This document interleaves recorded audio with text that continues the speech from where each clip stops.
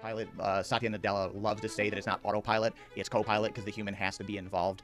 But think about, from a productivity standpoint, that Copilot is going to make your job easier by helping you kind of summarize meetings, create documents by referencing other files that are out there in your tenant that you've worked on or collaborated on. It'll even help you write and respond to emails. I actually used Copilot this week, Chris, to write a thank you email. But I mean, if you're listening to this podcast and you're not already experimenting with some of these different AI capabilities, you should be. Certainly don't go putting financial information or personal or health related information into it. At least not until we talk a little bit more about being chat enterprise here in a moment. But you should play with it and get used to it, because this is the wave of the future. I'm not so sure that this is the biggest thing since like the inception of the internet back in like the 90s, but it's going to be pretty big, and it's going to change the way that we work. So yeah, anyways, pricing, that's what everyone wants to hear, right?